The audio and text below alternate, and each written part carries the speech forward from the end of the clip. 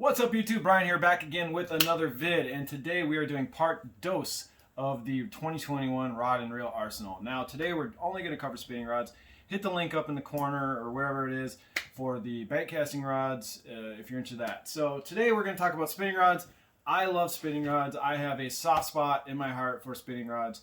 I treat them like lost puppies, and I just can't not buy them. I have a lot of overlap. I have way too many. But it's just, I just love them. I don't know why. When I get them and I like a rod, I can't part with it. So I have way too many spinning rods, but I usually use them all the time. I have at least 2 or 3 spinning rods on my deck at all times. Even if I'm up flipping shallow, I still got a spinning rod because you never know, right?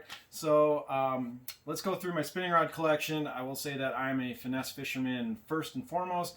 I love offshore. I love smallmouth fishing. I love largemouth fishing with light tackle. So this is kind of my wheelhouse, so let's go through it. I'm not going to go through these rods and reels in any particular order. I just threw them all and we're just going to rip through them. So off the rip, we're going to talk about the first one, and this is probably my favorite. If you probably watched my review of this rod, it's the Conquest 842S. This is the 7-foot medium action, 7-foot medium power Conquest spinning rod. This rod just fits amazingly in my hand. It's perfectly well balanced. It's got a really rigid and a very rugged finish. It's really hard to scratch up and damage this rod. It takes a beating. It's pretty darn sensitive. It's got full torzite. I mean, it's just the best of the best. Big fan of this rod. It's almost always on my deck. This year, though, I have it paired up with a X-Sense, Shimano X-Sense 4000. Now, Shimano X-Sense 4000s have always been on my radar. I've always wanted to get them, and the prices were always a little too high, but with the economy the way it is and whatever, I've actually been able to find pretty dang good deals on Shimano X-Senses. I picked up 2 of them used for about the price.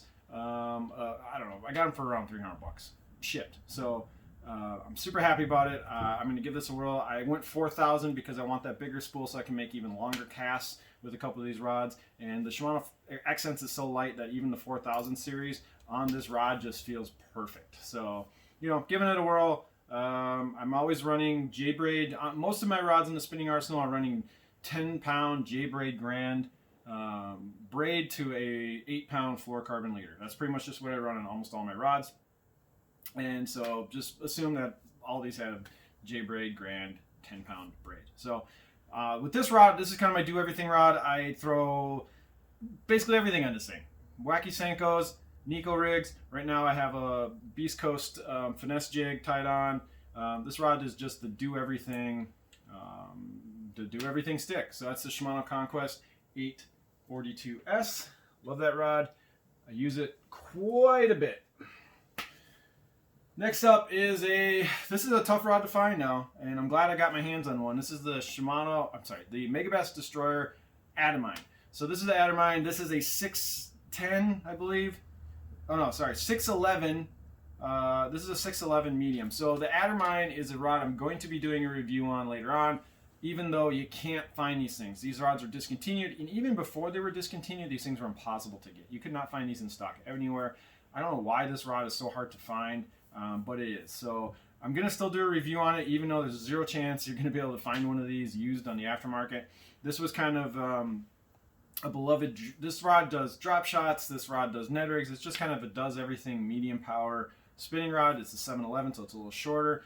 I only got to use this rod a little bit last fall when I first got it. I actually traded a reel for this. So a guy needed a Daiwa ballistic, for some reason, really fast, and he offered up an Atomized in trade, and I said, yeah, I will trade you a Daiwa ballistic reel for a Atomized.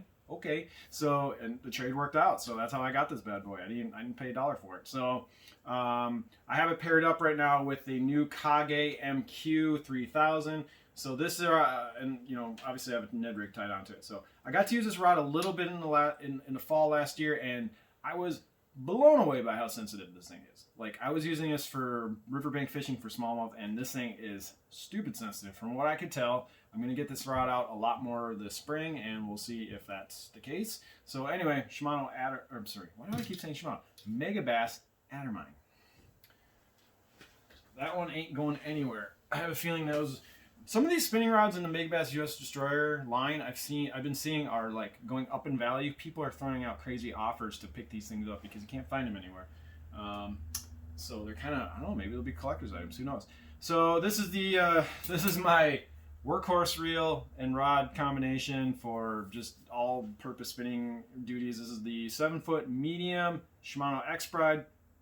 I have it paired up with the Daiwa Tatula LT Sterling Silver Limited Edition.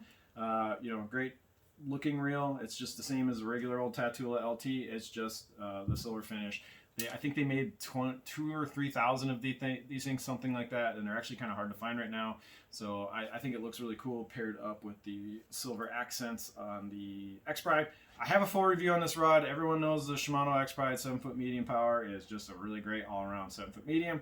Don't have a lot to say about it. It just does everything. It's very much like the Shimano Conquest 842S in that it's just like a really great does everything finesse rod.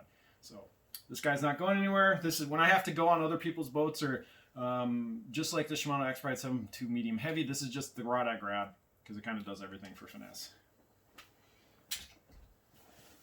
All right, we're gonna jump over.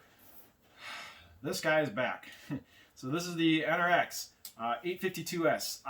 This is not the first time I've owned this rod. I'm going to be doing a full review on this thing. I really should do that review sooner rather than later. This rod is just, it is what it is. It's the 852S. It's one of the best spinning rods ever created. It's on the Mount Rushmore of spinning rods. It's insanely sensitive, insanely light. It's really stiff. This rod doesn't have much tip. This tip is it's not a soft tip on the 852S, which to its detriment doesn't make it a really great distance caster, but it's really great for bottom contact. If you throw a lot of shaky heads, this is one of the best shaky head rods probably on the planet.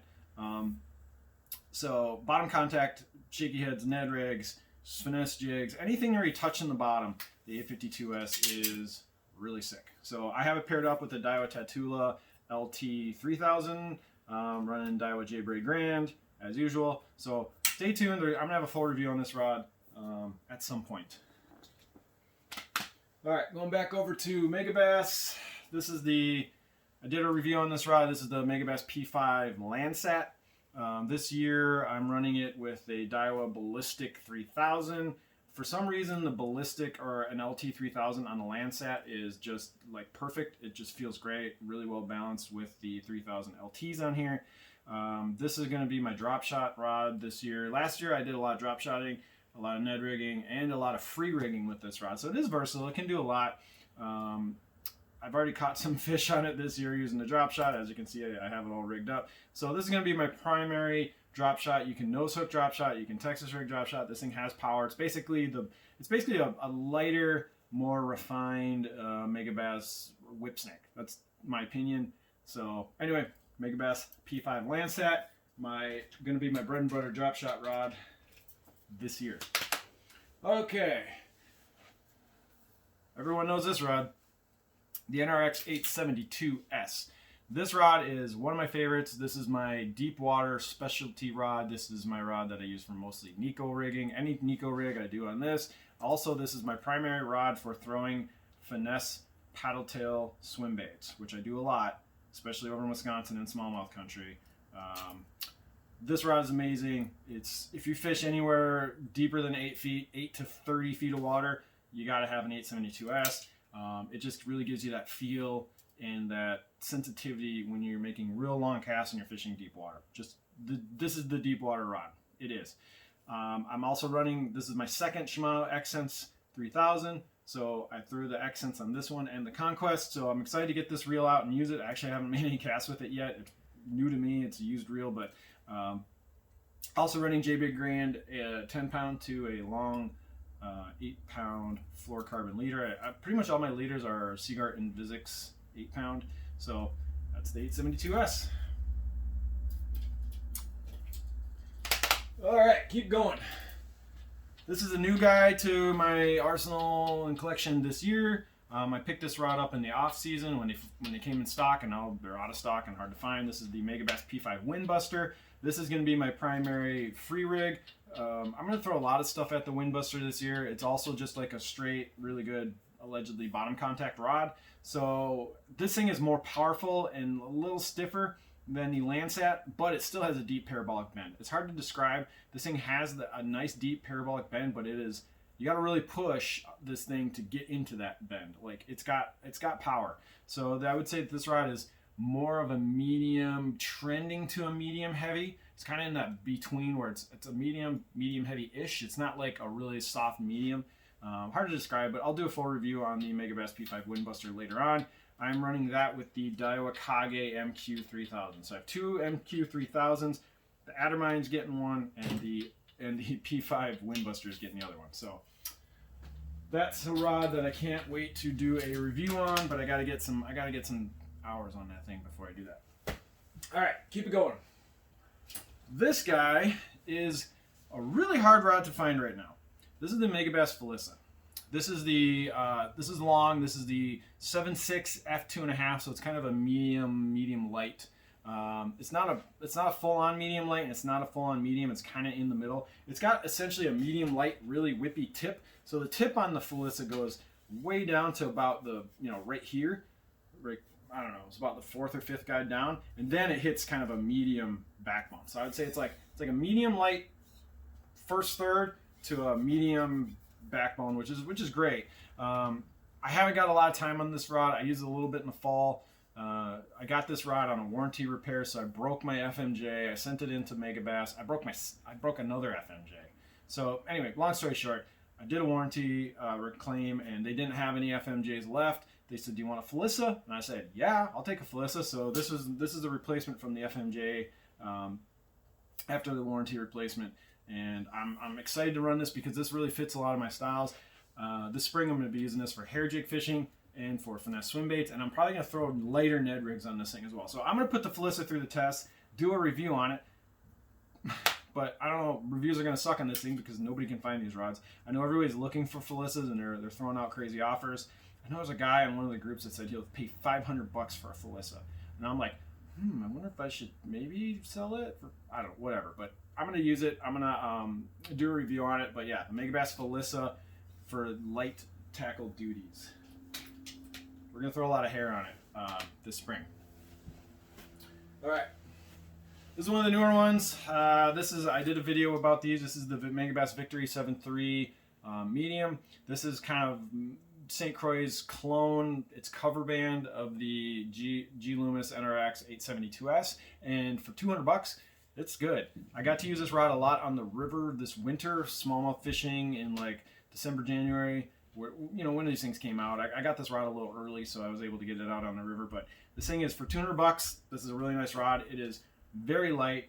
It is. Oh, I'm sorry. On the Felicia, I had an LT3000. I forgot to say the reel. It's a Daiwa Tattoo LT3000 on the Felicia.